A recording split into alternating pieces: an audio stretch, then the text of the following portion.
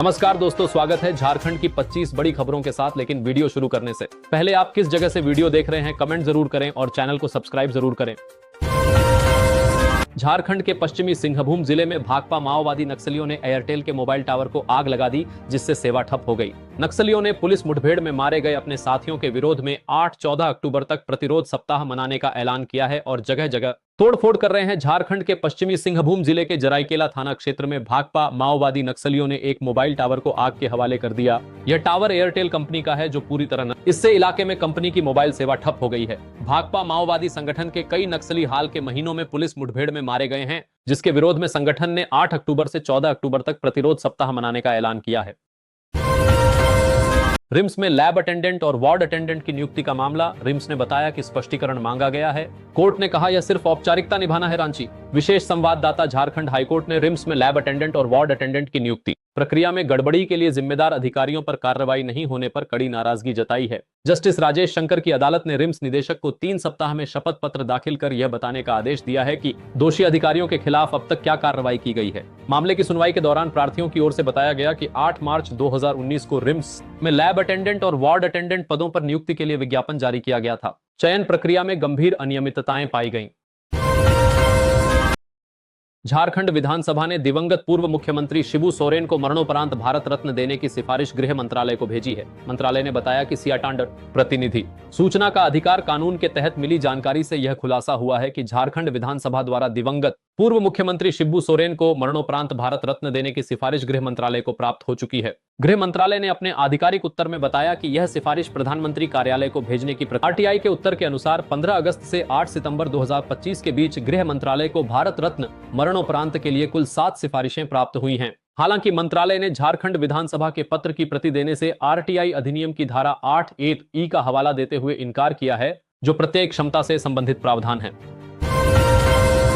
बिहार विधानसभा चुनाव से पहले जनशक्ति जनता दल के अध्यक्ष तेज प्रताप यादव ने अपने छोटे भाई और राजद नेता तेजस्वी यादव को सोशल मीडिया प्लेटफॉर्म एक्स पर अनफॉलो कर दिया है। वे अब केवल 5 लोगों को फॉलो करते हैं, जिनमें पिता लालू प्रसाद, मां राबड़ी देवी और बहन राजलक्ष्मी यादव शामिल हैं। बिहार विधानसभा चुनाव से पहले लालू प्रसाद यादव के बेटों के बीच मतभेद खुलकर सामने आ गए हैं।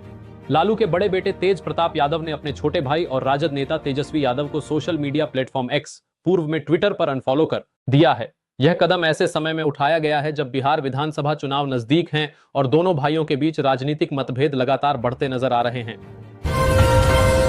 सिल्ली, जहां सरकारी योजनाएं और ठेकेदार वर्षों से नाकाम रहे, वहीं सुंडील गांव की महिलाओं ने अपनी हिम्मत और एकजुटता से मिसाल पेश कर दी। गांव की महिलाओं ने श्रमदान कर 265 फीट लंबी सड़क तैयार कर दी। यह सड़क सुंडील और कोचों गांव को जोड़ती है, जिससे अब दोनों गांवों के बीच आवागमन आसान हो गया है। गांव के लोगों के अनुसार आजादी के बाद से इस सड़क का निर्माण कई बार प्रस्तावित हुआ, कई बार शिलान्यास भी हुआ, लेकिन हर बार कुछ लोगों ने जमीन विवाद का बहाना बनाकर काम रोकवा दिया। नतीजा, ग्रामीणों को बरसों से कीचड़ और दुर्गम रास्ते से गुजरना पड़ता था। आखिरकार जब उम्मीदें टूटने लगीं तो गांव की महिलाओं ने ठान लिया कि अब इंतजार नहीं, खुद ही सड़क बनाएंगी।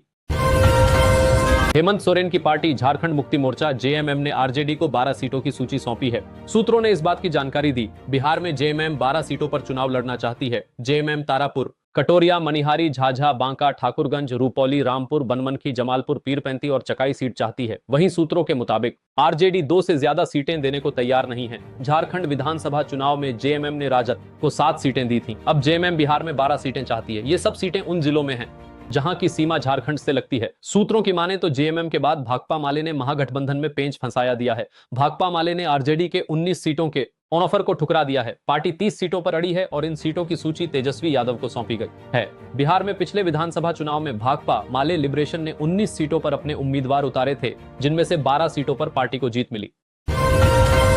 झारखंड से मानसून की विदाई लगभग 35% हो चुकी है। बाकी की 5% आने वाले अगले 1-2 दिनों के अंदर हो जाएगी। पिछले 24 घंटे में झारखंड के मौसम की बात की जाए, राज्य के अधिकांश जिलों में कड़ी धूप खिली रही, जिसकी वजह से कहीं कहीं उमस वाली गर्मी ने परेशान किया तो कहीं कहीं मौसम सुहाना रहा। मौसम विभाग का कहना है कि अगले 1 सप्ताह के दौरान झारखंड के अधिकतम न्यूनतम तापमान में भारी गिरावट देखने को मिल सकती है, जिसकी वजह से छठ और दिवाली के समय से ही ठंड का एहसास होने लगेगा और लोगों को स्वेटर की जरूरत पड़ेगी। इसके पीछे की वजह ला नीला भी है, क्योंकि इसकी वजह से इस बार झारखंड में ठंड लोगों को कुछ ज्यादा ही सता सकती है। चलिए जानते हैं ला नीला आखिर है क्या। आपको बता दें कि ला नीना एक ऐसा मौसमी चक्र है जिसकी वजह हिमालय क्षेत्र में ज्यादा बर्फबारी की वजह से पूरे देश पर इसका असर देखने को मिलता है और अधिक ठंड पड़ती है।